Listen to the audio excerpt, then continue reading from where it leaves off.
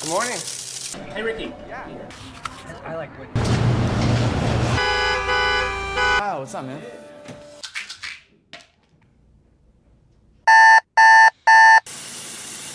Good morning.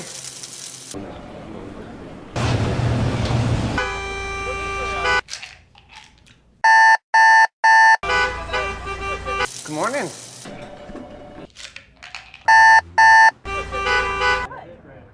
Good night.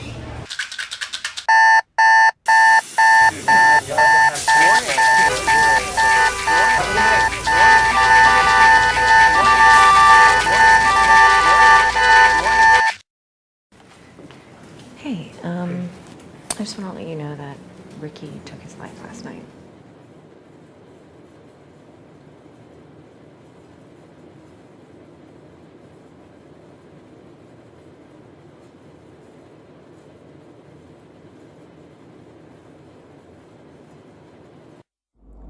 Dá-se o nome de suicídio ao ato de tirar a própria vida. Mas o que pode levar alguém a cometer tal ato? Bom, os fatores que podem levar ao suicídio são os mais diversos, e trataremos alguns deles nesse vídeo. Geralmente, antes do suicídio, o indivíduo pode sofrer por bastante tempo de depressão, transtorno mental cujas causas possíveis incluem uma combinação de fontes biológicas, psicológicas e sociais de angústia. Nesse caso, o silêncio é o maior inimigo do indivíduo. Nem sempre o indivíduo depressivo irá dizer aquilo que realmente sente. Aliás, pelo contrário. Normalmente, o portador desse transtorno passa despercebido, utilizando diversas máscaras sociais para, de certa forma, camuflar o seu problema. O sofrimento do transtorno depressivo em silêncio muitas vezes pode levar à ideação suicida, que se caracteriza por pensar, cogitar ou planejar o suicídio. Aquele que comete o suicídio normalmente passou pela ideação suicida, porém, nem sempre quem possui ideação suicida comete de fato o suicídio. Alguns outros transtornos, como o transtorno bipolar e o transtorno do estresse pós-traumático, também são fatores agravantes em relação ao suicídio.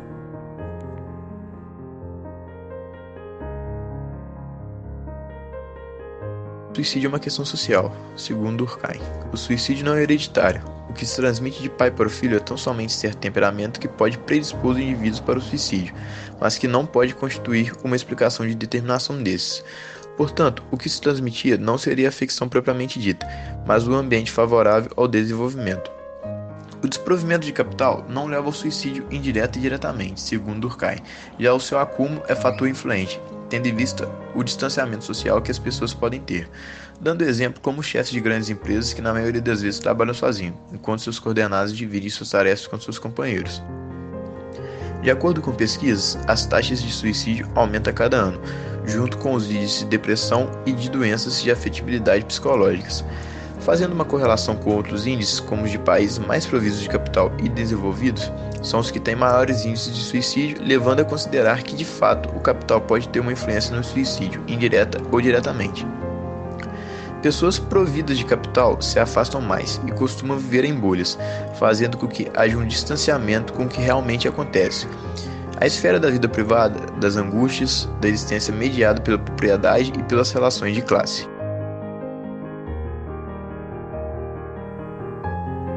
O trabalho, que deveria ser um fator evolutivo e somatório na vida de cada indivíduo, tornou-se em muitos casos fator agravante da saúde mental e física. Casos de suicídio podem ser frequentes em grandes centros como São Paulo, lugar onde grande parte da população passa a hora em conduções, muitas vezes lotadas, para chegar ao trabalho, escolas e faculdades. Muito do seu tempo é tomado por esse deslocamento, tendo como média 2 horas e 46 minutos, independente se o transporte é público ou privado. Aqui, vimos a importância do trabalho dentro da vida e do equilíbrio das pessoas, como um dos pilares para um bom crescimento e formação de sua moral e ética. Muitos sentem-se estagnados ao trabalhar em um local onde não é possível evoluir na carreira, algo que incomoda e distancia o ser humano de seu potencial.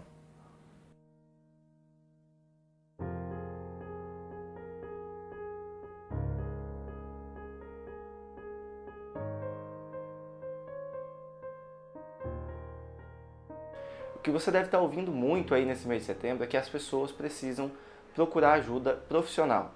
Então, se ela está correndo risco de suicídio, alguma coisa do tipo, ela tem que procurar ajuda profissional. Mas algumas pessoas nem procuram porque elas não sabem nem como que isso pode ajudar. Muitas até pensam, será que se eu chegar lá só e falar, será que é só isso e só isso vai ajudar? Bem, falar é o principal, mas tem outras coisas que também vão auxiliar. E uma boa psicoterapia pode desenvolver em você. Um dos pontos que você pode esperar de uma terapia é que a pessoa que está ali, ela está ali pensando em como te ajudar. Ela não vai ouvir que você está pensando em se matar e falar, meu Deus do céu, não faça isso. Nossa, mas isso é errado, você não deveria fazer isso. Como que você pensa uma coisa dessa? Não, a pessoa está ali para te ouvir e entender o que você está pensando e buscar novas maneiras de viver para que isso não seja um grande problema na sua vida.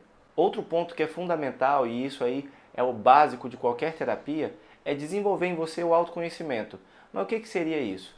Autoconhecimento nada mais é do que você começar a se perceber, perceber como você está se sentindo e por que você está se sentindo assim. E pensar em maneiras de fazer com que você não se sinta tão mal.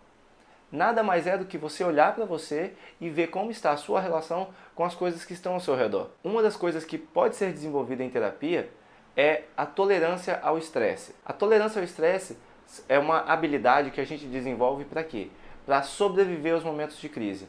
Então, nas situações em que você está passando por uma crise, pensando em se suicidar, existem estratégias que podem ser desenvolvidas para evitar que você, no momento de desespero, acabe dando fim à sua vida. Uma outra habilidade que também pode ser desenvolvida é a habilidade de regulação emocional.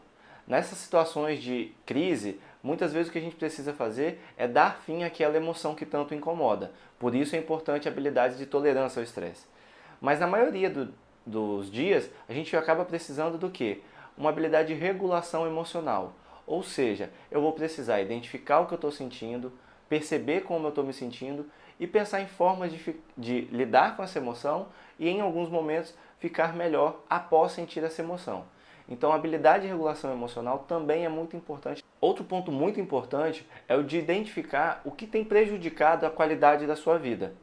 Então se você está pensando em suicidar, provavelmente é porque você não está tendo uma vida que você está considerando que vale a pena ser vivida.